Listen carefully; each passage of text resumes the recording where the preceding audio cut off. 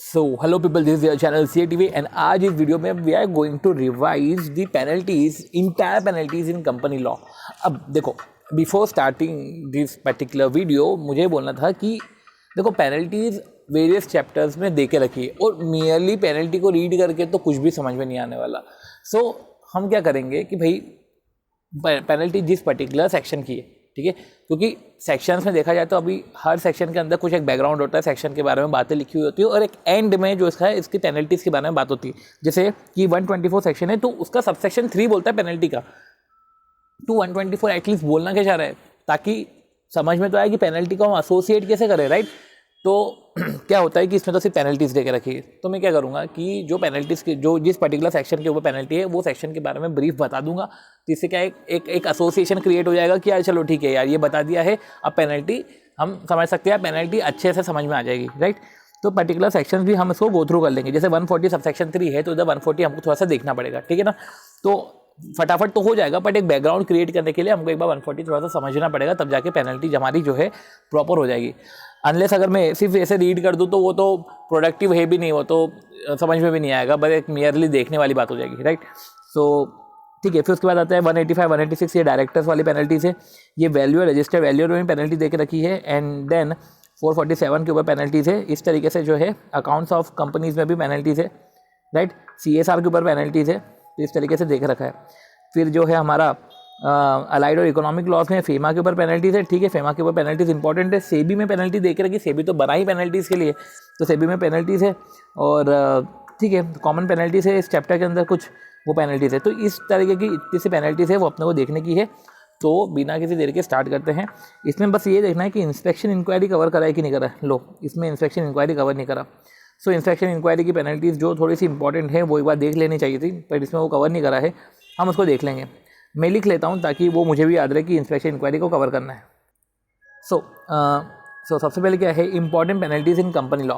सबसे पहले आता है सेक्शन 124, डिविडेंड का है सेक्शन, ठीक है। Default in transferring the required amount to unpaid dividend account. तो ये क्या बोल रहा है कि अगर आपने डिफॉल्ट करा है अमाउंट ट्रांसफर करने में, ठीक है, अमाउंट ट्रांसफर करने में अनपेड डिविडेंड अकाउंट में, तो फिर इस पे पेनल्टी है। तो सबसे पहले डिविडेंड डिक्लेयर होता है, dividend includes interim dividend declare होता है। डिक्लेयर के 5 दिन के अंदर हमको एक सेपरेट बैंक अकाउंट में डालना पड़ता है। वो कोई unclaim dividend unpaid dividend account नहीं है, ठीक है। वो एक सेपरेट बैंक अकाउंट में डालना पड़ता है 5 दिन के अंदर। और डिक्लेयर होने के 30 दिन के अंदर, डिक्लेयर होने के 30 दिन में हमें उसे, अगर डिक्लेयर होने के 30 दिन में अगर हमने पे नहीं करा है तो अगले 7 दिन में, नेक्स्ट 7 डेज में मुझे उसको अनपेड डिविडेंड अकाउंट में डालना पड़ता है। ये वो वाला अनपेड डिविडेंड अकाउंट है, ठीक है। तो 7 दिन में हमको डालना पड़ता है। और अगर हमने नहीं डाला तो ऐसे केस में डिले पर 12% की पेनल्टी, 12% की पेनल्टी है। तो 12% per annum on such amount from the date of default. तो क्या लिखा है, on such amount from the date of default as benefit to the members of the company in proportion to the amount remaining unpaid to the. तो वही है कि जैसे particular members को कितना कितना डिविडेंड देने का था, अच्छा मैं उतना डिविडेंड नहीं दे पाया उनको, तो उस पर्टिकुलर अमाउंट पे मैंने परसेंटेज को कैलकुलेट करके उनको वो डिविडेंड दिया। तो 12% का डिले ऐसा है, तो 12% का वो जो है इंटरेस्ट ऐसा है कि 12% per annum on such amount from the date of default, default की डेट से, राइट। तो 7 दिन में ट्रांसफर करा है, 8वें दिन से डिफॉल्ट चालू हो जाएगा, बस उसके बाद से पेनल्टी लगना चालू, इंटरेस्ट लगना चालू। आधी बात कॉन्ट्रावेंशन ऑफ सेक्शन 124। अब सेक्शन 124 वापस आ गया, सेक्शन 124(3) है, सेक्शन 124 वापस आ गया। तो ये सेक्शन 124 सब सेक्शन 7 बोलते हैं कि कॉन्ट्रावेंशन करा है अगर आपने सेक्शन 124 का, तो कॉन्ट्रावेंशन ऑफ सेक्शन 124 में पेनल्टी फॉर कंपनी है, penalty for officer in default है। तो penalty for company, penalty for officer in default, right. तो सेक्शन 124 गो थ्रू ही कर लेते हैं, ठीक है, क्योंकि 124 सब सेक्शन 7 तक बात चली गई है। तो डिविडेंड डिक्लेयर होने के 5 दिन के अंदर हमने सेपरेट बैंक अकाउंट में डाला, बाकायदा 30 दिन के अंदर हमने उसको अनपेड डिविडेंड अकाउंट में डाला। और 30 दिन में अगर हमने पे नहीं करा तो अगले 7 दिन में अनपेड डिविडेंड अकाउंट में डालना पड़ता है, ठीक है। ट्रांसफर होने के अगले 90 दिन में हमें एक स्टेटमेंट वेबसाइट को सबमिट करना पड़ता है, कंपनी की वेबसाइट को, गवर्नमेंट की वेबसाइट को। ट्रांसफर करने के, अनपेड डिविडेंड अकाउंट के ट्रांसफर करने के अगले 90 दिन में, ट्रांसफर करने के अगले 90 दिन में जो है हमें एक स्टेटमेंट फर्निश करना पड़ता है गवर्नमेंट की वेबसाइट पे और कंपनी की वेबसाइट पे, ठीक है। स्टेटमेंट में क्या होता है, नाम, एड्रेस, किसका नाम है, उसका एड्रेस क्या है, और कितना अमाउंट किसको अनपेड है, और ये सारी स्टेटमेंट उधर कंपनी और गवर्नमेंट वेबसाइट पे चली जाती है, ठीक है। और ट्रांसफ़र करने के 7 साल तक भी अगर आपने पेमेंट नहीं किया, 7 साल तक भी अनपेड है, तो ऐसे केस में फिर IEPF अकाउंट में ट्रांसफ़र हो जाता है। और ऐसे केस में आईपीएफ अकाउंट में ट्रांसफर हुआ तो वापस एक स्टेटमेंट बनता है, वो स्टेटमेंट ये जाता है फंड के एडमिनिस्ट्रेटर को। तो आईपीएफ अकाउंट में ट्रांसफर हुआ, अकाउंट में ट्रांसफर होने के ठीक है फिर वापस जो है स्टेटमेंट जाता है, statement administrator of the fund को चले जाता है। इस तरीके से हमने पढ़ा। अब अगर हमने 30 दिन के अंदर पे नहीं करा, क्योंकि सेक्शन 124 ये बोलता है कि अगर आपने डिविडेंड वो 30 दिन के अंदर पे करने वाला जो है, हमें 127 में पढ़ेंगे। 124 का कॉन्ट्रावेंशन, 124 का हमको ये समझ में आ गया कि ये सब चीज़ें हैं। और अगर इसमें कॉन्ट्रावेंशन हुआ है ठीक है, तो ऐसे केस में पेनल्टी लगती है कंपनी को मिनिमम 5 लाख से 25 लाख, ऑफिसर को 1 लाख मिनिमम से 5 लाख। ठीक है, तो 1 लाख से मैक्सिमम 5 लाख, मिनिमम 5 लाख से 25 लाख। ठीक है, तो अपन ने क्या पढ़ा कि ऑफिसर इन डिफॉल्ट को 1 लाख से 5 लाख की पेनल्टी है और कंपनी को 5 लाख से 25 लाख की पेनल्टी है। तो 124 की बातें हमने समझ ली। ठीक है, कि आईपीएफ अकाउंट में ट्रांसफर करना पड़ता है, फिर एक स्टेटमेंट और बनाना पड़ता है। ठीक, एक और चीज़ थोड़ी सी समझने की है कि shares in respect of which dividend not paid, देखो डिविडेंड पेड नहीं करा है तो shares in respect of which dividend not paid, वो शेयर्स का क्या करेंगे। ठीक है, तो अगर shares in respect of which dividend not paid for 7 consecutive year then transfer such share, वो सारे शेयर भी आईपीएफ में जाते हैं। अभी अपन जो ट्रांसफर कर रहे थे वो पैसे ट्रांसफर कर रहे थे, क्योंकि डिविडेंड जितना वो जो है ना पैसा वो ट्रांसफर कर रहे थे। बट शेयर्स की बात करें तो शेयर्स भी अगर 7 कंसेक्यूटिव ईयर से है ठीक है, जिसके ऊपर डिविडेंड नहीं पे हुआ है, तो ऐसे केस में वो भी शेयर जो है ट्रांसफर हो जाते हैं आईपीएफ अकाउंट में। ठीक है, तो फिर एक चीज़ और थोड़ी समझने की है कि डिविडेंड एक बार डिक्लेयर कर दिया तो वो रिवोक नहीं कर सकते, पर रिवोक कर सकते हैं। उसके 2 एक्सेप्शन है कि जब डिविडेंड डिक्लेयर ही अल्ट्रा वायर्स है, भैया डिविडेंड अगर इलीगली डिक्लेयर कर दिया है ठीक है, ओके, या तो company ceases to be going concern, तो डिविडेंड ही अल्ट्रा वायर्स हो गया, या तो company ceases to be going concern, तो ऐसे केस में होता है। ठीक है, तो ऐसे केस में जो है फिर हमें डिविडेंड रिवोक करना पड़ जाएगा डिक्लेयर करने के बाद भी। अब आईपीएफ की अगर हम बात करें तो आईपीएफ का मतलब क्या होता है। आईपीएफ की एक सेंट्रल गवर्नमेंट स्टैब्लिश फंड है, एक अथॉरिटी है जो इस फंड को एडमिनिस्ट्रेटर करती है। उसका सेपरेट अकाउंट्स होते हैं, रिकॉर्ड्स होते हैं और ये बाकायदा कैग द्वारा ऑडिट होता है। तो आईपीएफ जो है वो बाकायदा कैग द्वारा ऑडिट होता है। इसकी annual report contain full account of activities. इसकी एनुअल रिपोर्ट, हर एक की एनुअल रिपोर्ट निकलती है, इसकी भी एनुअल रिपोर्ट में सारी एक्टिविटीज बताते हैं कि हमने आईपीएफ में ये आया, यहाँ से पैसा आया, यहाँ गया, ये सब बताते हैं। और ये बाकायदा सेंट्रल गवर्नमेंट को फॉरवर्ड होता है। ऑडिट कैग द्वारा होता है, इसकी एनुअल रिपोर्ट सेंट्रल गवर्नमेंट को फॉरवर्ड होती है और सेंट्रल गवर्नमेंट इसको हाउस ऑफ पार्लियामेंट में ले जाता है। राइट, तो इस तरीके से जो है हमने ये सेक्शन 124(3), 124 सब सेक्शन 7 देखा। ठीक है, अब 127 वही है कि डिविडेंड डिक्लेयर के 30 दिन के अंदर punishment for failure to distribute dividend, distribute करना है डिविडेंड व्हेन डिक्लेयर, तो डिक्लेयर होने के 30 दिन में आप डिस्ट्रीब्यूट कर दो। अगर फेल हो गए तो 18%, हमको सिर्फ 18% याद है, पर साथ ही साथ इसमें ऑफिसर इन डिफॉल्ट के ऊपर भी पेनल्टी है। ठीक है, तो कंपनी के ऊपर देखा जाए तो कंपनी के ऊपर 18% per annum during the period for which the default continuous, वो 18% चल रहा है। अब penalty for officer in default, officer को तो जेल भी भेज सकते हैं।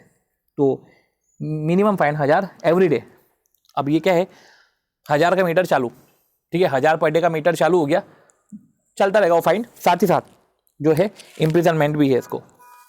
अब डिविडेंड पे के रिस्पेक्ट में मैं आपको बता दूं कि 30 दिन के अंदर हमको पे करना है। ठीक है, तो वारंट के रिस्पेक्ट में ऐसा है कि सबसे पहले डिविडेंड वारंट इशू नहीं होता, शेयर वारंट इशू होता है। ठीक है, तो अगर आपने वारंट इशू करा, तो अगर आपने वारंट पोस्ट भी कर दिया ना तो भी पे मान लिया जाता है। ठीक है, तो डिविडेंड तो पे करना ही पड़ता है। अगर वारंट के ऊपर है तो वारंट अगर आपने पोस्ट भी कर दिया तो आप पे माना जाता है। ठीक है, ये हो गया। अब 140 subsection 3, the auditor fail to intimate about his resignation, auditor अपना रेजिग्नेशन बता ही नहीं पाया कंपनी को और आरओसी को। तो ऐसे केस में ऑडिटर धरा गया, भाई तुम रिजाइन कर रहे हो तो तुमको बताना पड़ता है कंपनी और आरओसी को। अब देखो ये 140 का सबसेक्शन 3 है, पेनल्टी कहाँ पे आई, सबसेक्शन 3 में, मतलब सबसेक्शन 1 और 2 में कुछ बात तो करी होगी उन्होंने, वो सबसेक्शन 3 में पेनल्टी आई है। तो हम एक बार बैकग्राउंड देख लेते हैं कि 140 क्या बोलना चाह रहा है। ओके, सो 140 सेक्शन क्या बोलता है कि ऑडिटर के रेजिग्नेशन, जब ऑडिटर अपना रेजिग्नेशन करता है तो 30 दिन के अंदर वो कंपनी को बताता है ADT 3 में, और रजिस्ट्रार को भी 30 दिन में बताता है। राइट, तो अगर 0 डेट पे ऑडिटर रेजिग्नेशन हुआ है तो 30 डेज तक वो बता देगा और रजिस्ट्रार को भी 30 दिन में बता देगा और बाकायदा रीज़न भी बताएगा कि मैं क्यों रिज़ाइन कर रहा हूँ। गवर्नमेंट कंपनी का केस होता है ना, तो उस केस में जो है रेजिग्नेशन फाइल तो कैग को भी करते हैं, तो कंपनी रजिस्ट्रार साथ ही साथ कैग को भी। ठीक है, तो ऐसे केस में जो है अगर आप फेल हो चुके हो तो वही है कि पेनल्टी 50,000 की मिनिमम और the amount equal to the remuneration. तो मिनिमम 50,000 की और अमाउंट इक्वल टू रेम्यूनरेशन, या तो रेम्यूनरेशन जितना अमाउंट तो मिनिमम 50,000 या अमाउंट इक्वल टू रेम्यूनरेशन। अगर 40,000 रेम्यूनरेशन है तो मिनिमम 40,000 हो जाएगी, तो minimum 50,000 amount equal to remuneration. ठीक है, and in case continuing failure तो जो फर्दर पेनल्टी 500 पर डे भर जाएगी। 1000 पर डे का भाव क्या था, 1000 पर डे जो था वो यही था ना कि अगर आपने डिविडेंड को डिस्ट्रीब्यूट नहीं किया तब 1000 पर डे था, इधर 500 पर डे है तो 500 पर डे चलता रहेगा। During which the failure continue subject to maximum 5 lakh, subject to maximum 5 lakh और मैक्सिमम 5 लाख की है, राइट। तो मैक्सिमम 5 लाख तक जाएगा, ठीक है। अब ऑडिटर कॉन्ट्रावेंशन ऑफ सेक्शन 139, 143, 144, 145। सो क्या बोल दिया कि ऑडिटर कॉन्ट्रावेंट कर रहा है सेक्शन 139, 143, 144 और 145, राइट। तो हमको समझना पड़ेगा भैया कि अब ये सेक्शन अगर पढ़ लिया तो मतलब एक तरीके से अपन ने कंपनी ऑडिट ही पढ़ लिया, बट मैं आपको सिर्फ इसके सब सेक्शन बता दूंगा कि यार देखो 139, 1567, 1567 तो आखिरी के दो जो है, आखिरी के जो है 1567 तो 67 फर्स्ट ऑडिटर के, और फर्स्ट ऑडिटर में भी जो 6 वाला है, आखिरी के दो में भी जो पहला वाला है 6 वाला, वो तो नॉन गवर्नमेंट कंपनी का है। तो 139.6 क्या होता है, 139.6 होता है कि भाई 139.6 होता है first auditor of non government company, right. तो ऐसे ही 139, 143, 144, 145 तो 1567 फर्स्ट ऑडिटर का है, उसमें 6 नॉन गवर्नमेंट कंपनी है। 15 सब्सिक्वेंट ऑडिटर का है, उसमें फर्स्ट जो है फर्स्ट वाला है 139.1 वो है नॉन गवर्नमेंट कंपनी का। तो ये तो हमने पढ़ लिया 1567। 139.2 रोटेशन की बात करता है, ठीक है। 139.8 कैजुअल वैकेंसी की बात करता है, reappointment of auditor. 140 subsection 1 removal before expiry of the term, की एक्सपायरी के पहले ही उसको रिमूव कर रहे हैं। 140 subsection 2 resignation of auditor, procedure एक होता है रिमूवल का। चेंज ऑफ ऑडिटर की ऑडिटर चेंज कर रहे हैं। 141 1 and 2 eligibility to appoint as auditor. 141 subsection 1 और 2 जो होता है eligibility to appoint as an auditor. 141 3 में हम डिस्क्वालिफिकेशन की बात करते हैं। 141 सबसेक्शन 4 में सब्सिक्वेंट डिस्क्वालिफिकेशन है। 141 सबसेक्शन 3 का क्लॉज नंबर जी सीलिंग लिमिट की बात करता है। 142 रेम्यूनरेशन की बात करता है। 143 power and duties of auditor, power and duties of auditor उसकी बात करता है।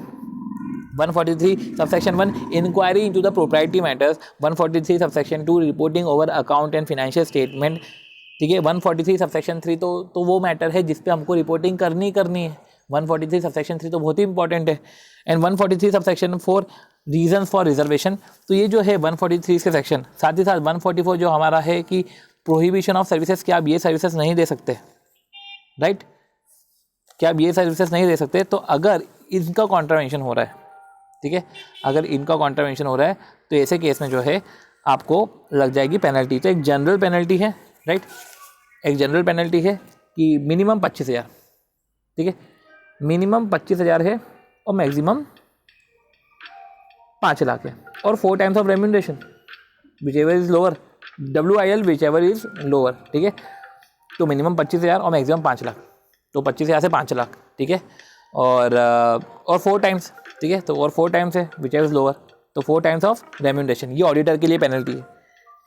अब अगर कॉन्ट्रावेंशन कर रहा है नोइंगली, अगर मैं नोइंगली ही कॉन्ट्रावेंशन कर रहा हूँ तो 25,000 से 5 लाख तो था पहले, ये 25,000 हो जाएगा अब 50,000, और ये जो 5 लाख ये हो जाएगा 25 लाख, और 8 times of remuneration which ever is lower. तो ये है हमारा ऑडिटर की पेनल्टी। पर बात यह आती है कि कंपनी भी धराती है, तो कंपनी को भी पेनल्टी 25,000 से 5 लाख की और 10,000 से 1 लाख की ऑफिसर को। तो कंपनी को 25,000 से 5 लाख है ज़्यादा पेनल्टी है, ऑफिसर को 10,000 से 1 लाख की पेनल्टी, पर साथ ही साथ उसको इम्प्रिजनमेंट है, ठीक है, ऑफ 1 ईयर। ऑडिटर है तो 25,000 से 5 लाख है, और यही 25 का 50 हो जाता है और 5 लाख का 25 लाख हो जाता है। तो 5 लाख और 4 टाइम्स ऑफ रेम्यूनरेशन, और 25 लाख और जो है 25 लाख और 8 टाइम्स ऑफ रेम्यूनरेशन, ठीक है, विच एवर इज लोअर। साथ ही साथ ऑडिटर को इम्प्रिजनमेंट का भी है, अगर वो नोइंगली ही इन्वॉल्व है तो उसको इसमें उसको इम्प्रिजनमेंट का भी है, ठीक है। तो ये तो हो गई पेनल्टी की बात, ये तो हो गई पेनल्टी की बात। तो साथ ही साथ जो है हमको ये भी समझना चाहिए कि 141 में थोड़ी और चीज़ें दी। सबसे पहले रिफंड ऑफ रेम्यूनरेशन, कि रेम्यूनरेशन भी रिफंड करना पड़ता है, और इनफैक्ट जो है उसको डैमेजेस भी देने पड़ते हैं कंपनी को, शेयर होल्डर को, क्रेडिटर को, अगर लॉस अराइज हुआ है उसके कारण तो। और अगर फर्म लायबल होती है तो पार्टनर ऑफ फर्म जो है जॉइंटली और सेवरली लायबल होता है। तो इस तरीके से हमने जो है ये पर्टिकुलर चीज़ पढ़ी, ठीक, कि 25,000 से 5 लाख और 50,000 से 25 लाख। तो ये हमने क्या क्या देखा कि अभी तो ठीक है, अभी हमने 12% पर एनम का देख लिया, और साथ ही साथ 1 से लाख से लेकर 5 लाख, 5 लाख से लेकर 25 लाख, ये देख लिया। फेलियर टू डिस्ट्रीब्यूट डिविडेंड में भी 18% था, इम्प्रिजनमेंट 2 साल का था और 1000 पर डे का भाव चल रहा था उधर। और साथ ही साथ 25,000 सॉरी जो रेजिग्नेशन का केस था तो 50,000 और रेम्यूनरेशन विच इज लोअर जो मैक्सिमम 5 लाख तक जा रहा है। कॉन्ट्रावेंशन में इधर 25,000 से 5 लाख है और नोइंगली कर रहे हैं तो 50,000 से 25 लाख है और 8 टाइम्स ऑफ रेम्यूनरेशन और 5 लाख और 4 टाइम्स ऑफ रेम्यूनरेशन है। देखो इतने सारे अगर आप फिगर्स पढ़ोगे ना तो वो कन्फ्यूजन एक आएगा, बट ये भी देख लो कि अगर हम बैकग्राउंड समझ के चीज़ों को कर रहे हैं तो थोड़ा सा हो सकता है कि आपके लिए ईजी हो, राइट। अब penalty for contravention of section 152, अगर आपने सेक्शन 152 का कॉन्ट्रावेंशन कर दिया तो सेक्शन 152, 155 और 156 का आपने कॉन्ट्रावेंशन कर दिया। अभी जो है 152, 155, 156, तो 152 दिन की बात करता है कि दिन तो लेना ही है, मैंडेटरी है। रही बात आती है 155 की, तो एक से ज़्यादा दिन नहीं होना चाहिए भाई, एक से ज़्यादा दिन हो तो आप धरा गए। 156 में ऐसा होता है कि दिन होने के बाद आपको 30 दिन में इन्फॉर्म करना पड़ता है। अगर आपने इन्फॉर्म नहीं करा है तो आप डिफ़ॉल्ट में आ जाओगे। तो अब ऐसे केस में पेनल्टी क्या है, राइट। अगर आपने डिफ़ॉल्ट कर दिया तो पेनल्टी क्या है, तो इसकी पेनल्टी भी देके रखी है 159 में, इसकी पेनल्टी 159 में देके रखी है, राइट। तो पेनल्टी जो है वो 50,000 up to extended of ₹50,000 and where the default is continuing one, तो फर्दर पेनल्टी विच में extend to 500 per day after the first during which the default continue. तो ऐसा है कि extend of up to the extend of 50,000 अगर default continue करता है तो फर्दर पेनल्टी है विच में extend to 500 per day, 500 per day से चलता रहेगा। After the first during which the default continue, तो after the first and during which the default continues, right. और अगर जो है पर्सन एक्सेप्ट करता है more than 20 directorship in contravention of 165(1), तो अगर आपने 1 से 20 से ज़्यादा डायरेक्टरशिप्स ले ली है तो आपको penalty 5,000 for each day after the first, ये भी सही है, आफ्टर द फर्स्ट, पहले पे कोई कुछ नहीं है, आफ्टर द फर्स्ट अगर कुछ भी करा है तो 500 for each day and during which the contravention continue. So इसके बाद आता है कि 165 में हम थोड़ा सा समझे कि 165 में मैक्सिमम डायरेक्टरशिप तो 20 है और उसमें से 10 मैक्सिमम पब्लिक कंपनी होनी चाहिए, जिसमें डोरमेंट कंपनी 20 में नहीं आता पर 10 में तो आता है और सेक्शन 8 तो दोनों में नहीं आता। स्मॉल शेयर होल्डर डायरेक्टर आप मिनिमम 2 कंपनी के बन सकते हो, पर दूसरी कंपनी भी कॉम्पिटिंग बिजनेस में या ऐसी बिजनेस में नहीं होना चाहिए जो अफेक्ट करा है कंपनी को। और मैक्सिमम नंबर जो 20 है उसको रिड्यूस कर सकते हो, पर उसके लिए स्पेशल रिजोल्यूशन आपको पास करवाना पड़ेगा। और प्राइवेट कंपनी जो होल्डिंग और सब्सिडियरी ऑफ पब्लिक है वो डीम्ड पब्लिक कंपनी है, मेंबर जो है मैक्सिमम को रिड्यूस कर सकते हैं। इस पे जो कॉन्ट्रावेंशन है कि अगर आपने 20 डायरेक्टरशिप और 10 पब्लिक कंपनी जो भी है अगर आपने कॉन्ट्रावेंशन करा है 165(1) में तो आपको 5,000 पर डे, ठीक है, after the first during which the contravention continuous. तो ये सब जो है इस पर वो पेनल्टी है। और 167 सबसेक्शन 2, तो 167 सबसेक्शन 2 में ऐसा ही है कि अगर डायरेक्टर ने ऑफिस वेकेट करने से मना कर दिया, क्योंकि 167(1) के अंदर अगर जब अट्रैक्ट होता है वेकेशन ऑफ ऑफिस तो ऐसे केस में उसे, ठीक है, तो he will continue as an director in that company but vacate in another, ठीक है, तो उसको वेकेट करना पड़ता है, ठीक है। तो जहाँ पे वो डायरेक्टरशिप होल्ड कर रहा है तो office of director in all such other companies, तो उसको वेकेट करना पड़ जाती है अपनी position, but office of the director of the defaulting company, वो डिफॉल्टिंग कंपनी का वेकेशन नहीं होता है। तो ऐसे केस में अगर डायरेक्टर ने मना कर दिया कि नहीं करना तो कॉन्ट्रावेंशन हो जाएगा। अब कॉन्ट्रावेंशन हुआ तो इम्प्रिजनमेंट अप टू 1 ईयर और with fine ranging 1 lakh to 5 lakh. तो फाइन जो है वो 1 लाख टू 5 लाख है और इम्प्रिजनमेंट है 1 साल का। तो हमने क्या पढ़ा, फाइन है 1 लाख टू 5 लाख, इम्प्रिजनमेंट है 1 ईयर का, ठीक। डायरेक्टरशिप ज़्यादा है तो 500 per day and after the first important है, कॉन्ट्रावेंशन पे 50,000, ठीक है। तो after the first up to the extent of 50,000 and where defaulting continuing 1 है तो विच में extend to 500 per day after the first, ठीक है ना। एंड तो 159 में 50,000 है। रही बात आती है इधर तो कॉन्ट्रावेंशन पे 25,000 से 5 लाख और 4 टाइम 50,000 से 25 lakh 8 times which is lower. Intimate करने में फेल तो 50,000 और remuneration which ever is lower और कंटिन्यूइंग फेलियर पे 500 per day, maximum 5 lakh. Dividend का हमने पढ़ लिया है, इम्प्रिजनमेंट होता है 2 साल का, डिविडेंड में होता है इम्प्रिजनमेंट 2 साल का और 1000 पर डे का मीटर चालू, ठीक है।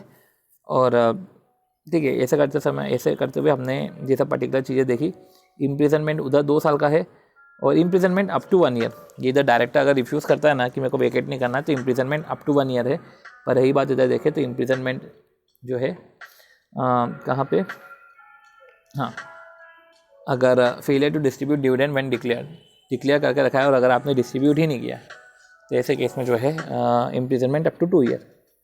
ठीक है, वही चीज़ में डिस्ट्रीब्यूट करना है। ठीक है, अब आती बात, ये आता है चैप्टर 2 मीटिंग्स का चैप्टर आता है और उसमें अच्छी खासी पेनल्टीज दे के रखी, राइट। तो 182 सबसेक्शन 4 कॉन्ट्रावेंशन ऑफ सेक्शन 182। अब सेक्शन 182 बोल क्या रहा है, एक बार देखते हैं। 182 तो हमारे कॉन्ट्रीब्यूशंस की बात करता है कि कंपनी जो है, मैं आपको बता देता हूँ कि 3 तरीके के फंड है, चैरिटेबल फंड, अदर फंड्स तो है ही, वो तो बोनाफाइड फंड है। साथ ही साथ चैरिटेबल और अदर फंड के साथ फिर एक और है पॉलिटिकल कंट्रीब्यूशन हमको करना पड़ता है। ठीक है, तो वो पॉलिटिकल कंट्रीब्यूशन पे है। और एक तो 183 आ जाता है, तो वो तो नेशनल डिफेंस फंड है। तो अभी अपन तो सिर्फ 182 की बात कर रहे हैं। जब 182 में कंपनी ऑर्डिनरी रिजोल्यूशन से जब वह फंड में 5% से ज़्यादा, 5% भी किसका, पिछले 3 साल का एवरेज नेट प्रॉफिट, मैंने क्या किया, पिछले 3 साल का नेट प्रॉफिट इकट्ठा करे, डिवाइड बाय 3 करके एवरेज निकाला, उसका 5% कैलकुलेट किया, उतना मैं डोनेशन कर सकता। पर अगर उससे ज़्यादा है तो मेरे को OR पास करवाना पड़ जाएगा। उसके पहले तो BR से भी काम चल रहा था, उससे ज़्यादा पे OR हो जाएगा। अगर 5% है तो भी बोर्ड रिजोल्यूशन होगा। ठीक है, तो चैरिटेबल फंड में मैं कंट्रीब्यूट कर सकता हूँ, पर ये फंड ना कंपनी के एम्प्लॉयज़ का नहीं होना, कंपनी के एम्प्लॉय के बेनिफिट के लिए नहीं होना चाहिए। नहीं तो कल को ऐसा बोल दो कि बिरला कंपनी ने अपने बिरला स्कूल में ही डोनेशन दे दिया, तो बिरला स्कूल एम्प्लॉयज़ के लिए होगा, तो ऐसे केस में नहीं देंगे। ठीक है ना। तो अगर एक्सक्लूसिवली कुछ हॉस्पिटल बने हैं, एक्सक्लूसिवली एम्प्लॉयज़ के लिए हॉस्पिटल बने हैं, एक्सक्लूसिवली स्कूल्स बने हैं, स्टाफ वेलफेयर के खर्चे हैं, तो स्टाफ वेलफेयर के खर्चे इन सबको मत मान देना डोनेशन है।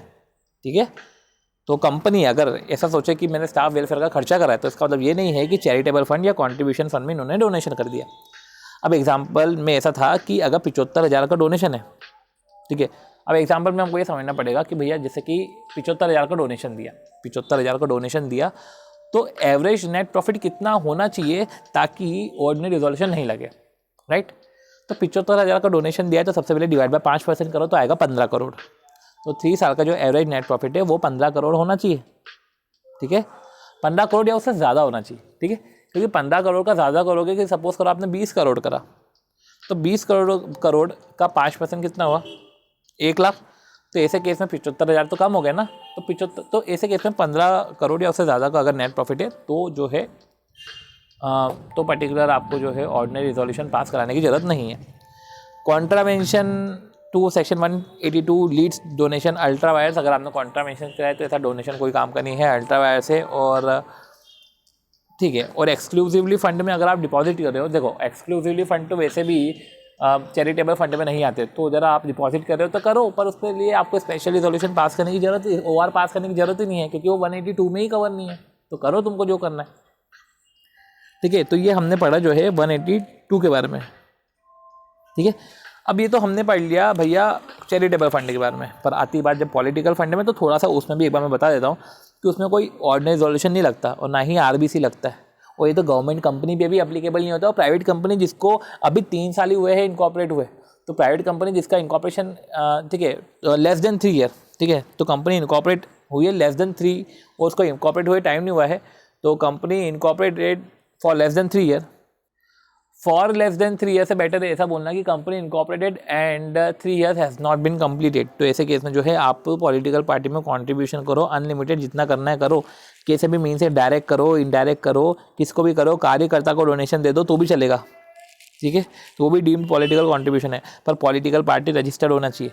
ठीक है, तो फिर जो कंपनी जब खर्चा करेगी, तो अगर जो कंपनी जैसे खर्चा करती है कैसे कि पब्लिकेशन बाय और on behalf of political party या एडवांटेज ऑफ पॉलिटिकल पार्टी, तो खर्चा कर रही है for the advantage of political party, या पॉलिटिकल पार्टी के एक्सपेंसेस को बियर कर रही है, या पॉलिटिकल पार्टी के मैगजीन में अपने ऐड दे रही है, तो इस तरीके से जो है वो पर्टिकुलर जो है ठीक है, तो वो जो कंपनी है तो डोनेशन देगी तो उसको माना जाएगा कॉन्ट्रीब्यूशन टू पॉलिटिकल पार्टीज। अब कॉन्ट्रीब्यूशन को तो PNL में डिस्क्लोज करना पड़ता है। अब बात आती है कि भैया कॉन्ट्रीब्यूशन को PNL में डिस्क्लोज करा और कैश में नहीं चलता ना डोनेशन। ठीक है, लिमिट कितनी भी लिमिट है, डोनेशन तो कितना भी करो, पर कैश में नहीं कर सकते डोनेशन। ठीक है, तो मोड अदर देन कैश होना चाहिए, वो bearer cheque, mode other than cash और बियरर चेक। ठीक है, और इलेक्ट्रॉनिक वो ETC होता है ना, इलेक्ट्रॉनिक गलती से बोले, वो इलेक्टोरल ट्रस्ट कंपनीज को, तो इलेक्टोरल ट्रस्ट कंपनीज को, पॉलिटिकल पार्टीज को, देखो आपने अगर आपने डोनेशन इलेक्टोरल ट्रस्ट कंपनीज को भी दे दिया ना, तो भी जो है कंट्रीब्यूशन मान्य रहेगा, ठीक है। तो आपको कंट्रीब्यूशन यूँ तो आपको डिस्क्लोज करना पड़ता है पीएनएल में, पर अगर आपने इलेक्टोरल ट्रस्ट कंपनी को दिया है ना, तो उसमें डिस्क्लोजर करने की भी ज़रूरत नहीं है। बस ये है कि वो accounts of the company should disclose the amount released. So यही बात आती है कि जो आपको बस कंपनी को डिस्क्लोज नहीं करने का है, बट हाँ जो रिपोर्ट है अकाउंट्स ऑफ द कंपनी उसको डिस्क्लोज करना चाहिए, जो अमाउंट है वो release to ETC, electoral trust company. तो accounts of the company disclose, ठीक है, तो अकाउंट्स ऑफ द कंपनी को में डिस्क्लोज करना पड़ता है जो अमाउंट है जो रिलीज हुआ है ईटीसी में। और electoral trust company political parties को देती है, राइट। तो इलेक्टोरल ट्रस्ट कंपनीज जो है वो पॉलिटिकल पार्टीज़ को जो है डोनेशन देती है, तो उसको इलेक्टोरल ट्रस्ट कंपनी को डिस्क्लोज करना पड़ता है amount receive from company and amount contributed to party, कितना अमाउंट रिसीव हुआ कंपनी से, कितना पार्टी को कॉन्ट्रीब्यूट हुआ, ये सब चीज़ें बताई जाती है।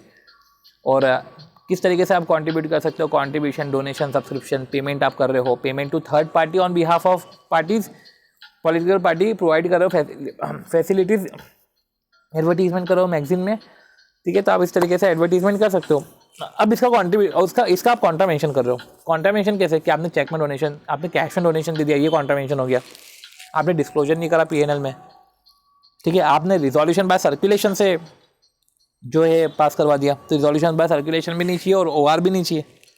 और कंपनी जिसका एग्जिस्टेंस 3 साल का नहीं हुआ है, फिर भी उसने डोनेशन कर दिया है, तो ऐसे केस में जो पेनल्टी है, ठीक है, ऐसे केस में जो पेनल्टी है कंपनी को है वो 5 times of the amount contributed, जो अमाउंट कॉन्ट्रीब्यूटेड है उसका 5 टाइम्स, ठीक है। तो अमाउंट जो कॉन्ट्रीब्यूटेड है उसका 5 टाइम्स। और ऑफिसर इन डिफॉल्ट के बारे में बात करें तो इम्प्रिजनमेंट अप टू 6 मंथ, ठीक है। तो amount up to 5 times of amount contributed, जो अमाउंट कॉन्ट्रीब्यूटेड है उसका 5 टाइम, वो है कंपनी को पेनल्टी। उधर बात आती है तो ऑफिसर इन डिफॉल्ट को क्या है कि imprisonment up to 6 month and which fine which में extend to 5 times of the amount so contributed, ठीक है। तो कंपनी को पेनल्टी क्या है 5 टाइम्स ऑफ अमाउंट कॉन्ट्रीब्यूटेड, और ऑफिसर इन डिफॉल्ट को क्या है 5 times of amount contributed plus imprisonment up to 6 month, ठीक है, ये है। अब director contravent the provisions of 184(1) और 184(2), अगर डायरेक्टर कॉन्ट्रावेंट करते हैं प्रोविजंस ऑफ 184 सबसेक्शन 1 और 184 सबसेक्शन 2, अभी हम बात कर रहे हैं 184 की, सेक्शन 184 की बात कर रहे हैं, जहाँ पे डायरेक्टर कॉन्ट्रावेंट करता है प्रोविजंस ऑफ 184(1) और 184(2). अब 184 सबसेक्शन 1 और 184 सबसेक्शन 2 क्या बोलता है, इसको एक बार अपन थोड़ा सा देख लेते हैं। ओके, तो ये है 184 सबसेक्शन 1। अब डिस्क्लोजर ऑफ इंटरेस्ट, ठीक है, डिस्क्लोजर ऑफ इंटरेस्ट 184(1) में भी है, 184(2) में भी है। डिस्क्लोजर फर्स्ट बोर्ड मीटिंग में करना पड़ता है, अपने इंटरेस्ट का डिस्क्लोजर करना पड़ता है। डिस्क्लोजर 184 सबसेक्शन 2 में विद रिस्पेक्ट टू कॉन्ट्रैक्ट और अरेंजमेंट करना पड़ता है, ठीक है। तो डायरेक्टर अपना इंटरेस्ट जो कंसर्न है किसी अदर एंटिटी में, तो वो डिस्क्लोज करना पड़ता है, ठीक है। तो ये हो गया। तो डायरेक्टर ने कॉन्ट्रावेंट करे प्रोविजन 184(1) और 2 का, तो जो है इम्प्रिजनमेंट। तो इधर अपन ने क्या बात करी थी कि इंटरेस्ट कंसर्न अदर एंटिटी को देगा तो अदर डायरेक्टर के भी नोटिस में आएगा, और ये आपको जो है इंटरेस्ट कंसर्न उसने अदर एंटिटी को बताया साथ ही साथ अदर, ठीक है। तो एवरी डायरेक्टर को डिस्क्लोज तो करना पड़ता है इस कंसर्न और इंटरेस्ट इन एनी कंपनी, बताना पड़ता है, ठीक है। और disclosure shell be made in any first board meeting, ये डिस्क्लोजर जो है डायरेक्टर को डिस्क्लोज करना पड़ता है अपना कंसर्न इंटरेस्ट किसी भी कंपनी में, इन एनी कंपनी जहाँ पे इंटरेस्ट है, तो in any companies body corporate, ठीक है, अपना इंटरेस्ट डिस्क्लोज करना पड़ता है।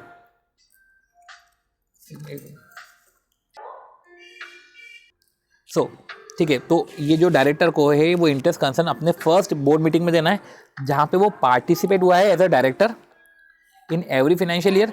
तो हर फाइनेंशियल ईयर की पहली बोर्ड मीटिंग में, राइट, हर फाइनेंशियल ईयर की पहली बोर्ड मीटिंग में, और हर फाइनेंशियल ईयर की पहली बोर्ड मीटिंग में, राइट, और बोर्ड मीटिंग जहाँ पे वो पार्टिसिपेट हुआ है एज अ डायरेक्टर, तो in which he participate as a director in every financial year, and meeting after change, तो meeting after change take place in disclosure. तो डिस्क्लोजर जो है वो फर्स्ट बोर्ड मीटिंग में देनी पड़ती है इन विच ही पार्टिसिपेट, तो पहली बोर्ड मीटिंग जहाँ पे वो पार्टिसिपेट हुआ है एज अ डायरेक्टर, तो पहली बोर्ड मीटिंग जहाँ पे वो पार्टिसिपेट हुआ है as a director in every financial year, ठीक है, ठीक है। तो पहली बोर्ड मीटिंग जहाँ पे वो पार्टिसिपेट हुआ है as a director in every financial year and after change take place. तो जो मीटिंग होती है, meeting after the change take place in the disclosure made by the director. Sorry थोड़ा सा डिले हो गया, थोड़ा सा ये प्रोविजन लंबा खींच गया क्योंकि बीच में थोड़ा सा इंटरप्शन आ गए थे, राइट। तो ठीक है, मैं पार्डन करता हूँ, मैं स्टार्ट करता हूँ, ठीक है ना, पर्टिकुलर तरीके से उसको वापस में तरीके से इसको अब लेक्चर को कंटिन्यू करता हूँ। तो ये भी अपन ने पढ़ लिया, ये 184(1) का। एंड देन जो है शेयर होल्डिंग जो है उसको भी बताना पड़ता है MBP 1 पे। तो शेयर होल्डिंग डायरेक्ट अपना इंटरेस्ट तो बताता है, तो जो शेयर होल्डर है MBP 1 में बताता है। अभी जो नोटिस है जो कंपनी को मिलता है, ठीक है, वो कीप करता है, कंपनी रखता है रजिस्टर्ड ऑफिस में 8 साल तक from the year and in the custody of CS, right. अब ये हो गया 184(2) में कॉन्ट्रैक्ट एंड अरेंजमेंट के रिस्पेक्ट में डायरेक्टर डिस्क्लोज करता है इंटरेस्ट। जो अगर डायरेक्टर और कॉन्ट्रैक्ट और अरेंजमेंट जो डायरेक्टर का कंपनी के बीच में है तो उसमें इंटरेस्ट डिस्क्लोज करना पड़ता है, और वोटिंग नहीं होती, उसके वोटिंग नहीं होती और इंटरेस्ट होता है डिस्क्लोज। तो जो है एप्लीकेबिलिटी देखा जाए तो एप्लीकेबिलिटी डायरेक्टर अगर डायरेक्टली इनडायरेक्टली अगर इंटरेस्टेड है किसी कॉन्ट्रैक्ट और अरेंजमेंट में जो डायरेक्टर और कंपनी के बीच में है तो डिस्कस नहीं होगा, और ना तो इसको ना तो डिस्कस किया जाता है, ना तो ये वोटिंग होती है, तो ना तो वो डिस्कशन में पार्ट लेगा, ठीक है। डायरेक्टर ना तो डिस्कशन में पार्ट लेगा और ना तो वोट करेगा। अगर डायरेक्टर डायरेक्टली इनडायरेक्टली इंटरेस्टेड है किसी कंपनी में, ठीक है, तो कंपनी का डायरेक्टर, कंपनी के कुछ अरेंजमेंट होते हैं बॉडी कॉर्पोरेट से, तो डायरेक्टर का डायरेक्ट एग्रीमेंट नहीं है पर कंपनी का अरेंजमेंट है बॉडी कॉर्पोरेट से, और डायरेक्टर का उस पर्टिकुलर बॉडी कॉर्पोरेट में खुद से या विद अदर डायरेक्टर 2% से ज़्यादा की शेयर होल्डिंग है। ये डायरेक्टर ही उस कंपनी का भी डायरेक्टर, प्रमोटर है, मैनेजर है, CEO है, तो ऐसे केस में जो है भले ही कॉन्ट्रैक्ट कंपनी और बॉडी कॉर्पोरेट का है पर डायरेक्टर वो दूसरी बॉडी कॉर्पोरेट में तो मोर देन 2% की शेयर होल्डिंग रेज करता है, मोर देन 2% की शेयर होल्डिंग वो है उसके पास होल्डिंग, और 2% ऑफ पेड अप कैपिटल देखा जाएगा। दूसरा, कंपनी का अरेंजमेंट है किसी फर्म के साथ, अभी मैंने बॉडी कॉर्पोरेट बोला, कंपनी का कॉन्ट्रैक्ट अरेंजमेंट है किसी फर्म और अदर एंटिटी के साथ, और कंपनी का डायरेक्टर उस फर्म में का पार्टनर है, तो ऐसे केस में आपको डिस्क्लोज करना पड़ता है इंटरेस्ट, ठीक है। और आपने इसमें कॉन्ट्रावेंशन किया है, राइट। तो ये बैकग्राउंड था, टाइम लग गया, ठीक है ना, पर हमको वो तरीके से समझ में आ गया। बाकी कभी धीरे चल रहा हो तो इंटू 2 तो कर ही लेना, वो तो आपके पास ही ऑप्शन, ठीक है।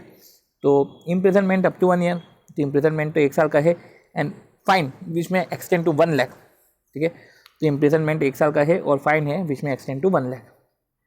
तो imprisonment of 1 year and fine of 1 lakh, ठीक है। अब कॉन्ट्रावेंशन ऑफ सेक्शन 185, तो अगर 185 का कॉन्ट्रावेंशन है तो पेनल्टी फॉर कंपनी और penalty for officer in default. तो 185 को कॉन्ट्रावेंशन ऑफ 185 बहुत लंबा सेक्शन है, बट तो मैं सिर्फ 185 का सिर्फ ब्रीफ बता रहा हूँ, 185 डिक्टेट तो करने से रहा, ठीक है। तो अगर आपने कॉन्ट्रावेंशन किया है सेक्शन 185 का, तो 185 क्या बोलता है, लोन टू डायरेक्टर प्रोहिबिटेड है। No company directly indirectly loan दे सकता है, इनडायरेक्टली मतलब कि एजेंट के थ्रू और इंटरमीडिएट के थ्रू भी नहीं दे सकता। एडवांस कर सकता है any loan including book debt, ना तो गारंटी दे सकता है ना तो सिक्योरिटी दे सकता है। तो लोन, एडवांसेस, गारंटी कुछ भी नहीं दे सकता। किसको? डायरेक्टर ऑफ लैंडिंग और होल्डिंग कंपनी, जो लैंडिंग कंपनी है और होल्डिंग कंपनी।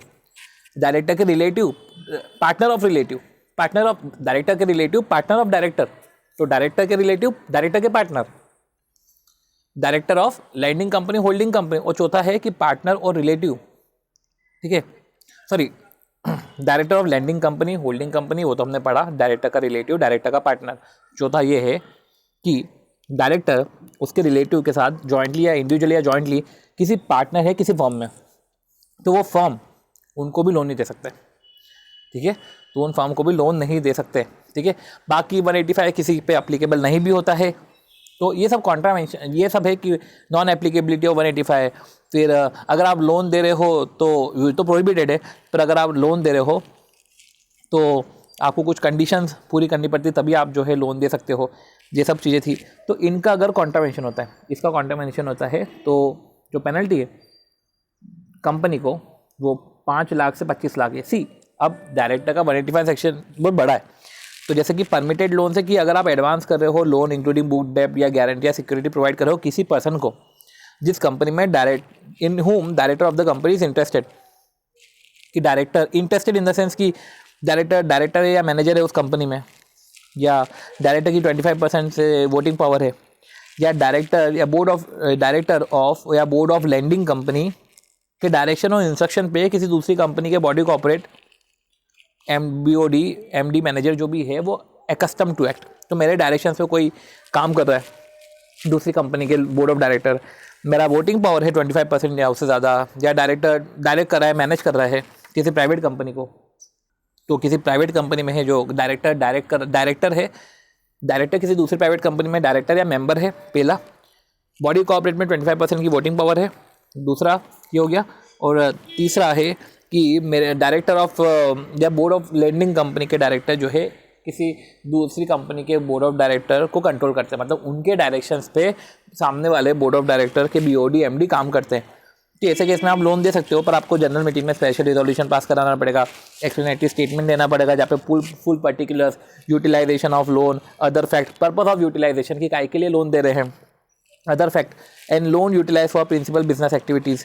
तो ये प्रिंसिपल बिजनेस एक्टिविटीज़ के लिए लोन दिया जा रहा है। तो ये सब चीज़ें हैं, ये सब चीज़ें देखी जाती है। और फिर जो है अब इसका कॉन्ट्रावेंशन हुआ, इसमें कॉन्ट्रावेंशन कैसे हो गया कि आपने लोन दे दिया, या जब या तो लोन दे दिया आपने जो प्रोहिबिटेड था, या तो लोन अलाउड था बस कंडीशन आपको फुलफिल करनी थी, आपने कंडीशन फुलफिल नहीं करी, स्पेशल रिजोल्यूशन पास नहीं करवाया, लोन जो है वो प्रिंसिपल बिजनेस एक्टिविटीज़ के लिए नहीं दिया। तो ऐसे केस में कॉन्ट्रावेंशन है, कंपनी धराएगी 5 लाख से 25 लाख, और ऑफिसर इन डिफ़ॉल्ट जो है and the other person to whom loan advance, तो officer in default and other person जिसको लोन दिया गया है, तीसरा पर्सन भी आ गया, ऑफिसर इन डिफ़ॉल्ट हो जो पर्सन जिसको लोन दिया गया है, ठीक है। तो इम्प्रिजनमेंट उसको 6 मंथ की इम्प्रिजनमेंट है, और fine which shall not be less than 5 lakh which में एक्सटेंड टू 25 लाख। तो मिनिमम 5 लाख और मैक्सिमम 25 लाख है, तो फाइन में मिनिमम 5 लाख और मैक्सिमम 25 लाख है। कॉन्ट्रावेंशन ऑफ 186 का कॉन्ट्रावेंशन कर दिया। तो 186 क्या है, 186 भी बड़ा सेक्शन है, और 186 भी इंटेंस सेक्शन है, उसको भी समझने में लग जाता है टाइम। लेट मी सी, तो 186 क्या है, सबसे पहले 186 का सबसेक्शन 11, 186 का सबसेक्शन 1 कि 2 लेयर ऑफ सब्सिडियरी से ज़्यादा की सब्सिडियरी नहीं होनी चाहिए, पर हाँ इन्वेस्टमेंट कंपनी है तो सब्सिडियरी से ज़्यादा की हो सकती है। फिर जो कंपनी है directly indirectly loan, guarantee, security या investment by acquisition of share. तो कंपनी लोन एंड इन्वेस्टमेंट कर रहा है, डायरेक्टली इनडायरेक्टली लोन दे रहा है, गारंटी दे रहा है, सिक्योरिटी दे रहा है, इन्वेस्टमेंट बाय एक्वायरिंग शेयर, ठीक है। तो वो लोन टू डायरेक्टर था, इधर loan guarantee security investment by acquisition of share to body corporate या अदर पर्सन। तो जो लोन दे रहा है तो लोन इनको दे रहा है, ठीक है। तो loan guarantee security investment to body corporate या अदर पर्सन, पर लोन गारंटी सिक्योरिटी इन्वेस्टमेंट किसी इंडिविजुअल को दे रहा हो जो एम्प्लॉयमेंट में है, वो इधर कवर नहीं है, राइट, वो एम्प्लॉयमेंट वाला इधर कवर नहीं है। अब हम समझते हैं कि लोन जो ऑलरेडी मेड और टू बी मेड, पुराना और नया टोटल मिलाकर बात करें तो 60% की जो लिमिट है, paid up capital plus free reserve plus security premium, paid up capital free reserve और सिक्योरिटी प्रीमियम का टोटल मिला के उसका 60%, और फ्री रिजर्व और सिक्योरिटी प्रीमियम का टोटल मिला के उसका 100%। तो paid up capital, free reserve और सिक्योरिटी प्रीमियम का 60% या फ्री रिजर्व और सिक्योरिटी प्रीमियम का 60% का 100%, विच एवर इज हायर, ठीक है। लोन अगर उस लिमिट को क्रॉस करता है तो जनरल मीटिंग में स्पेशल रिजोल्यूशन चाहिए, जहाँ पे स्पेसिफाई करते हैं टोटल अमाउंट, क्या देखो क्या आप इतना लोन ले सकते हो, ठीक है। तो ये है, और स्पेशल रिजोल्यूशन नहीं भी लगता, स्पेशल रिजोल्यूशन नहीं लगता अगर होल्डिंग होली ऑन सब्सिडियरी को दे रहा है, तो in this case disclose details in financial statement, special resolution नहीं लगेगा और डिस्क्लोजर आपको देना पड़ेगा फाइनेंशियल स्टेटमेंट में। सो ये जो है हमने पढ़ा, ठीक है। तो 186 का कॉन्ट्रावेंशन है, सिंपल सी बात। अब इसमें हमने जो पढ़ा कि वो लिमिट के बारे में हमने पढ़ लिया। फिर रिजोल्यूशन जो है, लोन गारंटी सिक्योरिटी में रिजोल्यूशन जो है वो जनरल मीटिंग में पास नहीं होगा, पोस्टल बैलेट से होना चाहिए। इन्वेस्टमेंट के केस में पोस्टल बैलेट और जनरल मीटिंग दोनों का हो चलेगा। अब वही बात आती है कि जब यूनानिमस बोर्ड रिजोल्यूशन की बात आती है तो सारे डायरेक्टर का कंसेंट चाहिए, ठीक है। तो यूनानिमस बोर्ड रिजोल्यूशन की बात, अब 186 हम सेक्शन पढ़ रहे हैं, तो 186 में हमने लिमिट पढ़ ली, ठीक है। फिर 186 का सबसेक्शन 5 आता है, जहाँ पे हम बोला जाता है कि भैया यूनानिमस बोर्ड रिजोल्यूशन लगेगा, ठीक है। और यूनानिमस बोर्ड रिजोल्यूशन क्या बोलता है, जहाँ पे कंसेंट सबका चाहिए, जो प्रेजेंट और वोटिंग है सबका कंसेंट चाहिए, कोई भी एब्सटेन नहीं होना, सबका कंसेंट चाहिए, ठीक है। और फिर आप लोन दे सकते हो पर ये कंसेंट चाहिए। मतलब कि बोर्ड मीटिंग में तो यूनानिमस बोर्ड रिजोल्यूशन चाहिए ना। अब प्रायर अप्रूवल भी चाहिए पब्लिक फाइनेंशियल इंस्टीट्यूशन का, ठीक है, तो प्रायर अप्रूवल भी चाहिए पब्लिक फाइनेंशियल इंस्टीट्यूशन का। पर जब आप लोन लिमिट में दे रहे हो और तो नहीं लगेगा प्रायर अप्रूवल। अगर आप लिमिट में दे रहे हो, जो लिमिट मैंने स्पेसिफाई करके रखी है, वो लिमिट में अगर आप दे रहे हो, लोन मेड और टू बी मेड, मतलब पुराने लोन और सब लोन मिलाकर वो 2 की लिमिट को क्रॉस नहीं करा है, साथ ही साथ आपने कोई डिफॉल्ट नहीं किया है रीपेमेंट में, तो ठीक है। रेट ऑफ इंटरेस्ट भी है वो गवर्नमेंट सिक्योरिटी के जो प्रिवेलिंग यील्ड है 1, 3, 5, 10 जो भी year closure to the tenor of loan, तो उसके रिस्पेक्ट में आप जो है इंटरेस्ट है, आपको उस इंटरेस्ट से लोन लगेगा, लोन देना रहेगा। और ये एप्लीकेबल सेक्शन 8 कंपनी पे नहीं होता जब वो लोन प्रोवाइड करती है। तो ये भी जो छोटी मोटी चीज़ें हैं, अगर इसका कॉन्ट्रीब्यूशन होता है, स्पेशल रिजोल्यूशन पास नहीं हुआ, बोर्ड रिजोल्यूशन पास नहीं हुआ, और अगर आपने लोन दे दिया ऐसे ही किसी बॉडी कॉर्पोरेट या अदर पर्सन को और लिमिट को क्रॉस कर गए बिना स्पेशल रिजोल्यूशन पास कराए, तो डिस्क्लोज नहीं करी डिटेल फाइनेंशियल स्टेटमेंट में, होली ओन सब्सिडियरी ने होल्डिंग कंपनी ने होली ओन सब्सिडियरी को लोन गारंटी सिक्योरिटी इन्वेस्टमेंट दिया और डिस्क्लोज नहीं करी डिटेल, तो ऐसे केस में जब कॉन्ट्रावेंशन होता है सेक्शन 186 का, तो पेनल्टी लगती है कंपनी को पेनल्टी लगती है 25,000 से 5 लाख। तो 25,000 से 5 लाख, ठीक है, तो मिनिमम 25,000 से मैक्सिमम 5 लाख। और ऑफिसर इन डिफ़ॉल्ट उनको लगता है imprisonment up to 2 year, fine 25,000 से 1 लाख, ठीक है। तो 25,000 से 5 लाख है मिनिमम, 25,000 से मैक्सिमम 5 लाख है इस पर पेनल्टी। और ऑफिसर इन डिफ़ॉल्ट को भी 25,000 से 5 लाख नहीं है, वो 5 लाख की जगह हो जाता है 1 लाख, क्योंकि उनको इम्प्रिजनमेंट है 2 साल का। तो ऐसे करते हुए हम इसको समझ सकते हैं, ठीक। फिर वैल्यूअर ने कॉन्ट्रावेंशन किया है वैल्यूएशन रूल्स के, तो इसको डायरेक्ट पढ़ लेते हैं। जनरल पेनल्टी है मिनिमम 25,000 से 1 लाख, ठीक है। तो ऐसे ही याद रख लो कि मिनिमम 25,000 से 1 लाख तक की है। और इंटेंशनल फ्रॉड और विद इंटेंशन टू डिफ्रॉड, ठीक है, वो ओके, ठीक है, इसको डिलीट करना था। अच्छा, इंटेंशनल फ्रॉड, ठीक है, ओके। तो उसने कॉन्ट्रावेंशन करे है वैल्यूएशन रूल्स के, और ये इंटेंशनल फ्रॉड है with an intention to defraud. तो ये इंटेंशनल फ्रॉड है जिसका मतलब कि डिफ्रॉड करने का इंटेंशन था, कॉन्ट्रावेंशन करे वैल्यूएशन रूल्स के 25,000 से 1 लाख, ठीक है। ओ सॉरी, 25,000 से 1 लाख है तो जनरल पेनल्टी 25,000 से 1 लाख है, पर अगर डिफ़ॉल्ट वाला इंटेंशन है तो 1 लाख से 5 लाख है, ठीक है। तो 25,000 से 1 लाख नहीं, उसके बाद वो 1 लाख से 5 लाख हो जाता है, ठीक है। और इम्प्रिजनमेंट अप टू 1 ईयर। रही बात आती है कॉन्ट्रावेंशन की, तो 392 में आपने कॉन्ट्रावेंशन किया है। 392 फॉरेन कंपनी लग रहा है, बट फिर भी एक बार मैं चेक कर लेता हूँ।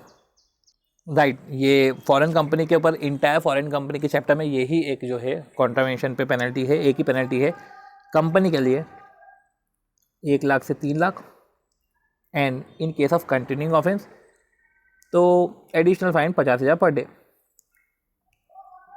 ठीक है। रही बात आती है ऑफिसर इन डिफ़ॉल्ट पे, तो 1 से 3, 25 से 5, ओके। तो 1 को डिवाइड बाय, ठीक है, तो 1 से 3 था, पर जब ऑफिसर इन डिफ़ॉल्ट है तो रेंज बढ़ जाता है, मिनिमम में भी बहुत कम हो गया, मैक्सिमम में भी वो ज़्यादा मैक्सिमम हो गया। तो जो है रेंजिंग वो 25,000 से 5 लाख की हो जाती है, राइट। तो अभी हमने ये देख लिया कि फॉरेन कंपनी के भी हमने देख लिया 1 लाख से 3 लाख है, और जो है 50,000 पर डे है। 1 लाख से 3 लाख तक की पेनल्टी है, 50,000 पर डे है for continuing default. Officer in default के केस में 25,000 से 1 लाख, मिनिमम भी कम हो गया और मैक्सिमम भी ज़्यादा हो गया। और इम्प्रिजनमेंट 6 महीने का, ठीक है। और any person who is found of fraud, अगर उसको फ्रॉड फाउंड हुआ है, any person who is found of fraud, अगर फ्रॉड है और फ्रॉड इन्वॉल्व अमाउंट एटलीस्ट, अगर ये बहुत गलत तरीके से देख रखा है, अच्छे तरीके से नहीं देख रखा है, मैं आपको इसको प्रॉपर तरीके से एक जगह दिया हुआ है, मैं इसको वो पर्टिकुलर मैं आपको PDF बताता हूँ, राइट।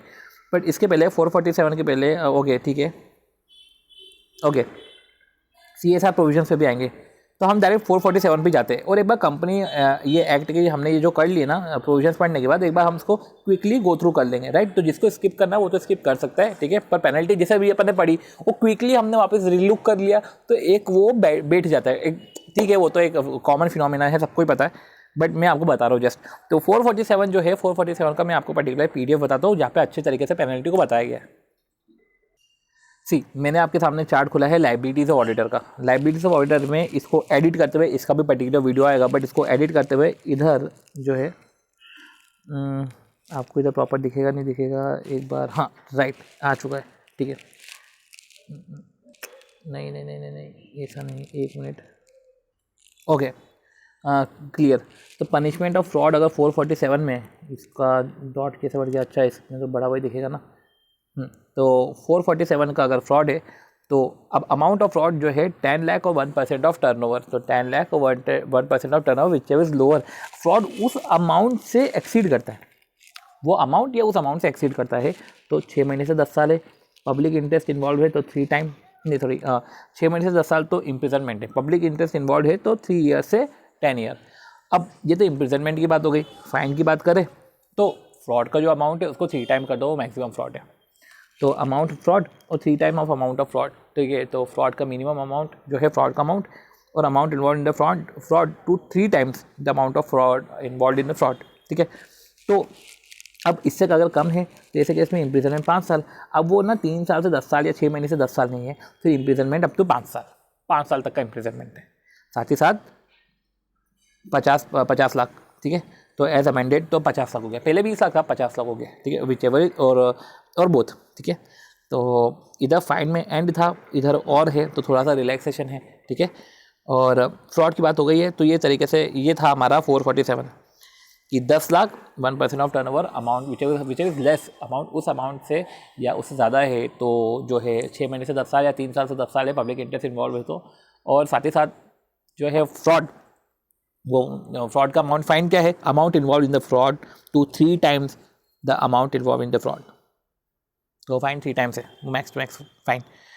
एंड इससे लेस है तो 5 साल तक का इम्प्रिजनमेंट है और फाइन 50 लाख तक का है। ओके, ये सब चीज़ें इधर देके रखी थी, ठीक है। अब punishment when no specific penalty provided, ये तो बहुत ही जनरल है, ये तो हमको पढ़ना पड़ेगा कि ये जहाँ पे कोई स्पेसिफिक पेनल्टी नहीं है तो ऐसे केस में जनरल पेनल्टी लगती है। Company and officer in default, तो company and officer in default, company and officer in default और सच अदर पर्सन, तो कंपनी ऑफिसर इन डिफॉल्ट और सच अदर पर्सन, तो कंपनी ऑफिसर इन डिफॉल्ट और other person punishable है fine के साथ, extend up to 10 lakh, fine which में extend up to 10 lakh, ठीक है। तो फाइन है विच में extend up to 10 lakh, 10 lakh तक का फाइन है, या सॉरी 10,000 तक का, विच में extend up to 10,000 and further fine 100 per day for the period during which contravention continue. तो भाई डिफ़ॉल्ट करा है 10,000 तो है, और फर्दर फाइन जो है 100 पर डे बढ़ेगा for the period during which the contravention continue. अब आता है 128, 129 और 134। 128 है हमारा, 129 ये सब अकाउंट्स ऑफ कंपनी से रिलेटेड है। सी जो डिविडेंड है वो तो हमारा जो डिविडेंड है वो 127 तक ओवर हो जाता है। फिर जब आती है 128 की बात तो उसमें अकाउंट्स ऑफ कंपनीज की बात होती है। अकाउंट्स ऑफ कंपनीज में कुछ छोटी मोटी चीज़ें हैं, वैसे उसका कॉन्ट्रावेंशन क्या है सेक्शन 128 का, तो आपको पेनल्टी लग जाएगी, ठीक है। तो वो कौन कौन सी छोटी मोटी चीज़ें हैं, जैसे कि आपको रजिस्टर्ड ऑफिस में बुक्स ऑफ अकाउंट रखना है या अदर प्लेस इन इंडिया, जो बोर्ड डिसाइड करेगा, तो ठीक है, बोर्ड डिसाइड करता है बोर्ड रिजोल्यूशन से, एंड देन 7 दिन के अंदर वो रजिस्ट्रार को बताता है, ठीक है। तो 7 दिन के अंदर रजिस्ट्रार को बताता है। अब क्या है कि इस लोकेशन पे जो है, या तो ब्रांच ऑफिस में भी रख सकते हो, देखो रजिस्टर्ड ऑफिस है अदर प्लेस इन इंडिया, जहाँ पे जो बोर्ड ऑफ डायरेक्टर डिसाइड करता है, तो बोर्ड रिजोल्यूशन से जो है वो 7 दिन के अंदर रिजोल्यूशन पास किया अदर ऑफिस का, और 7 दिन के अंदर उसने रजिस्ट्रार को बताया। अब जो लोकेशन है आपकी ब्रांच ऑफिस भी हो सकती है, तो books of account relating to transaction at branch office, तो books of account relating to transaction at branch office, तो ट्रांजेक्शन जो ब्रांच ऑफिस पे हुए हैं उसके बुक्स ऑफ अकाउंट वो आप ब्रांच ऑफिस पे रखो। पर ये है कि समराइज रिटर्न आपने ये मेन लोकेशन पे दे देना का। अब branch office in India outside India होती है, ये बुक का प्रिजर्वेशन 8 साल का होता है और 8 साल से ज़्यादा का भी हो सकता है अगर इन्वेस्टिगेशन ऑर्डर करा हो तो। और मेंबर और ओनली डायरेक्टर, मेंबर नहीं, director himself can ask for the inspection of books of account, ठीक है, आउटसाइड इंडिया। तो अगर books of account outside India है तो डायरेक्टर आस्क कर सकता है inspection, for which director made a request, details बताएगा, पीरियड बताएगा, और कंपनी को 15 दिन के अंदर इंफॉर्मेशन प्रोड्यूस करनी है, ठीक है। तो summary of books of account outside India को send to India in quarterly, और बाकी क्वार्टरली बेसिस पे तो books of account in India furnish करना ही पड़ता है। डायरेक्टर बुक्स ऑफ अकाउंट जो है ऑफ बिजनेस, ठीक है, और बिजनेस बुक्स ऑफ अकाउंट को इन्वेस्टिगेट कर सकता है बिजनेस आवर्स में।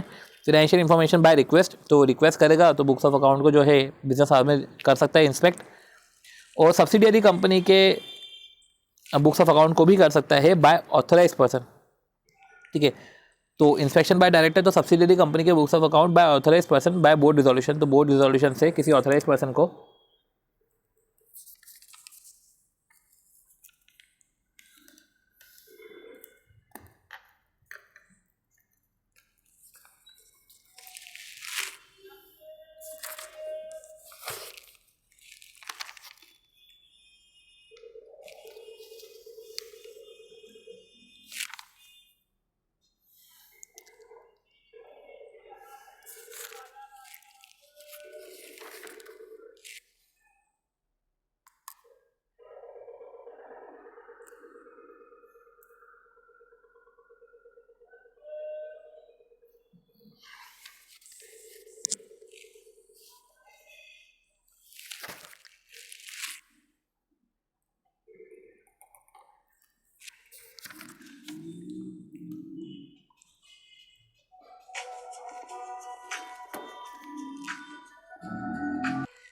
सी, तो वही है कि सब्सिडियरी कंपनी के बुक्स ऑफ अकाउंट को अगर आपको इन्वेस्टिगेट करना है, इंस्पेक्ट करना है, तो लिखे यही है कि inspection of books of account of subsidiary company shall be made only by person authorise by the resolution.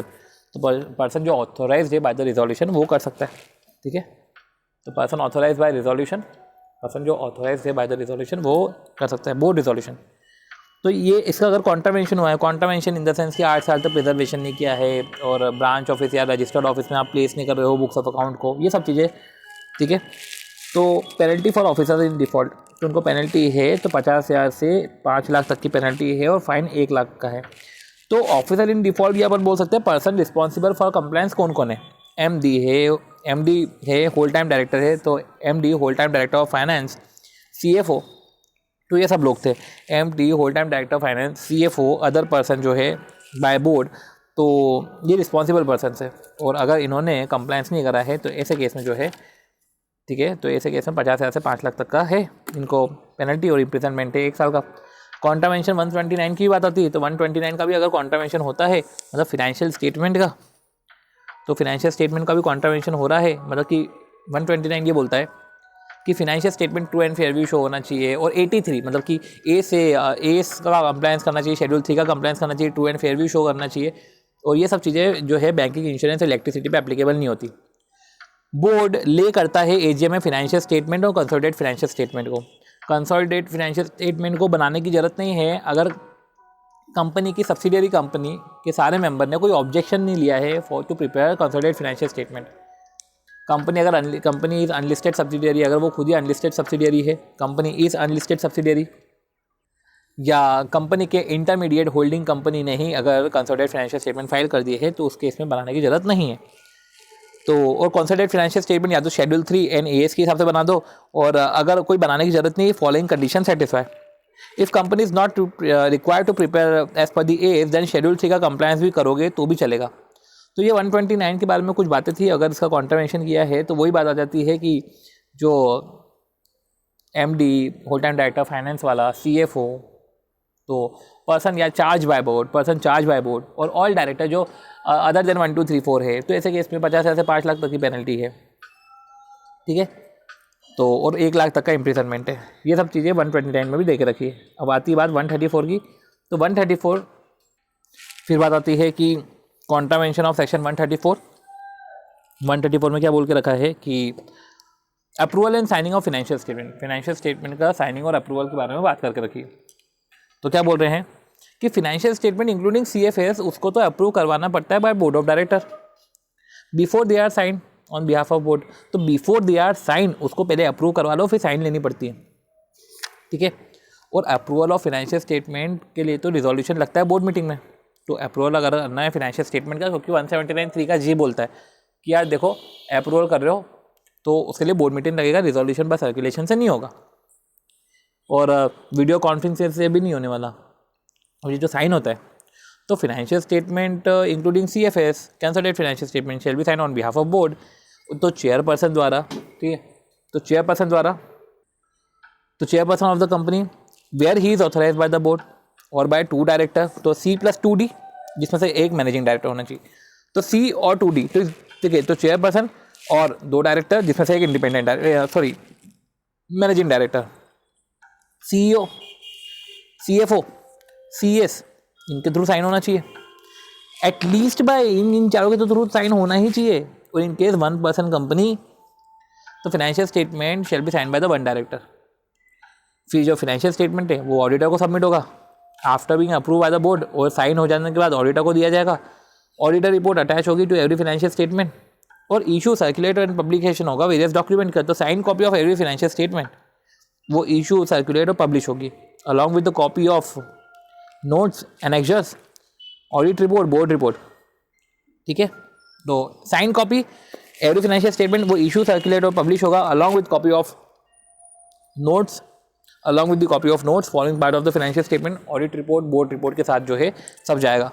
अब कॉन्ट्रावेंशन, पनिशमेंट ऑफ कॉन्ट्रावेंशन की बात करें तो कॉन्ट्रावेंशन पे ऐसा है कि कंपनी को यही बात आती है अब कि ऑफिसर इन डिफॉल्ट, तो सबसे पहले ऑफिसर इन डिफॉल्ट बोला पर कंपनी ने लिखा हुआ है।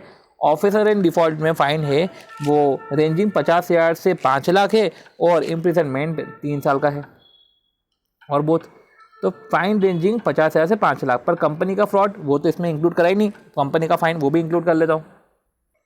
तो फाइन अगर कंपनी को दी जाए तो 50,000 से 25 लाख तक का फाइन है, और अगर फाइन ऑफिसर इन डिफॉल्ट को दी जाए तो 50,000 से 5 लाख है। तो 50,000 से 25 लाख है और 50,000 से 5 लाख है, पर वही है कि इधर 3 साल का इम्प्रिजनमेंट है। तो ये कॉन्ट्रावेंशन है 134 का। ठीक है, फिर बात आती है कि CSR प्रोविजन का कॉन्ट्रावेंशन किया तो कोई पेनल्टी स्पेसिफाइड नहीं है, तो सेक्शन 450।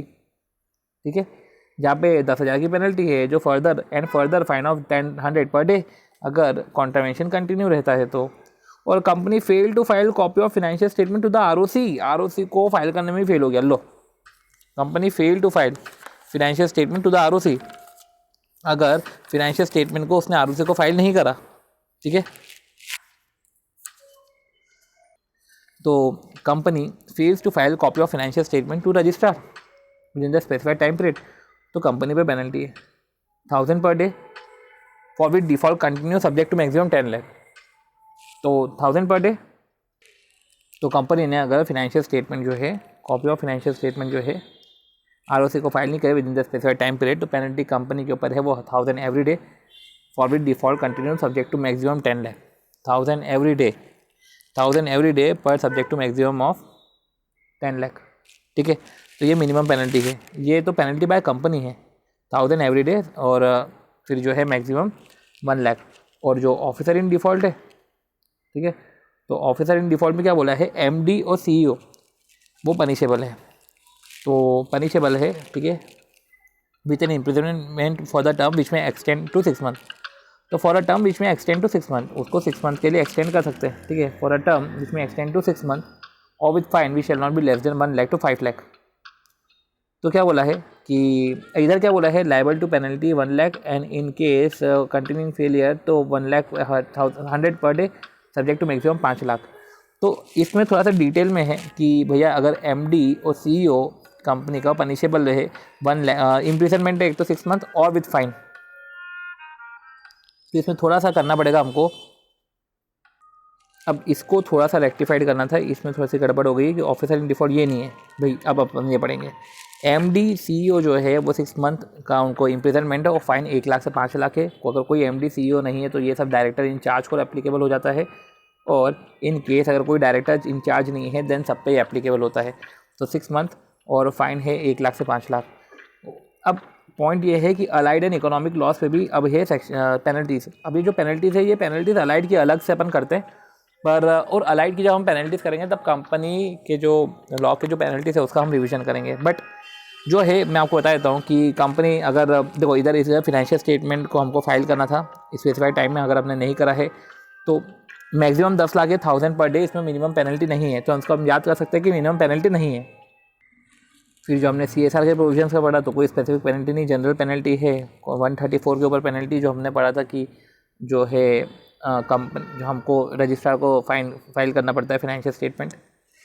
तो ये तो चलो ये 137 था। 134 उसके लिए था कि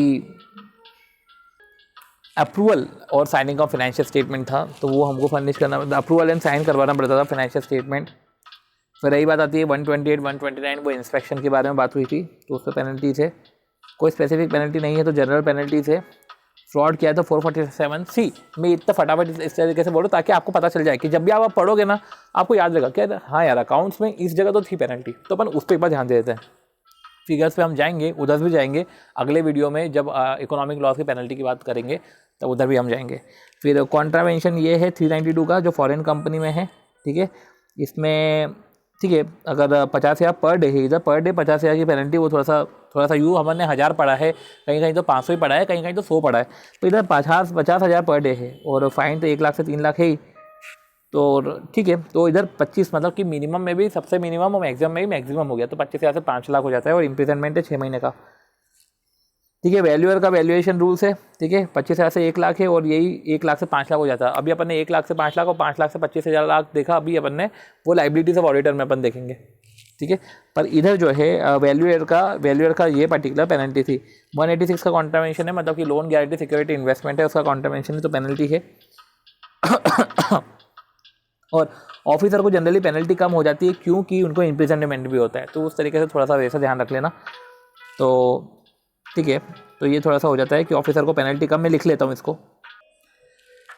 फिर 185 था लोन्स टू डायरेक्टर, उस पर पेनल्टीज थी। 184 102 का था पेनल्टी। 182 कॉन्ट्रीब्यूशन पे पेनल्टी थी।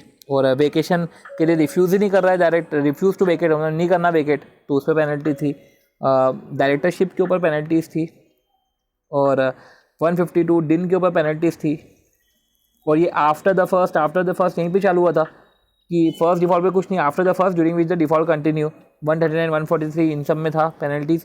इधर रेम्यूनरेशन आ गया था, ऑडिटर की जो पेनल्टीज है उसमें रेम्यूनरेशन आ गया था, तो 139 143 इसमें पेनल्टीज में रेम्यूनरेशन आ गया था। और failure to distribute dividend when declare, तो डिविडेंड के ऊपर पेनल्टीज थी जो इंपॉर्टेंट है। कॉन्ट्रावेंशन 124 का करा हुआ है तो उस पर भी पेनल्टीज़ है। और 124 में अगर अनपेड डिविडेंड अकाउंट के ट्रांसफ़र करने में डिले हुआ है तो उस पर भी पेनल्टीज़ है। सो इस तरीके से हमने कंपनी लॉ की पेनल्टीज ओवर करी है। होप सो आपको वीडियो थोड़ा बहुत इन्फॉर्मेटिव लगा होगा, ठीक है। और WIL का मतलब अब ये बता रहे विच एवर इज लेस, जो अपन पता कर चुके थे। और डिविडेंड वाला तो जो है वो न्यू सिलेबस स्टूडेंट्स के लिए are relevant only for purpose audit purpose for new syllabus. अच्छा, ओनली फॉर ऑडिट पर्पस, ये ऑडिट के लिए तुमको काम आएगा, अदरवाइज जो है ऑडिट के लिए न्यू सिलेबस वालों को काम आएगा। अदरवाइज जो देखा जाए तो ये जो है वो ओल्ड सिलेबस वालों को है लॉ में, तो ठीक है। सो होप सो सब आई मीन थोड़ा बहुत भी अगर वो इन्फॉर्मेटिव लगा हो, वैसे एग्जाम डेज में थोड़ा बहुत नहीं, हमको ज़्यादा ही चाहिए रहता है, तो बट फिर भी मतलब कि सारे पेनल्टीज अगर एक जगह है तो थोड़ा बहुत इसको अपन ने देखा, समझ में आया, बाद में हम हमारे नोट्स से देखेंगे।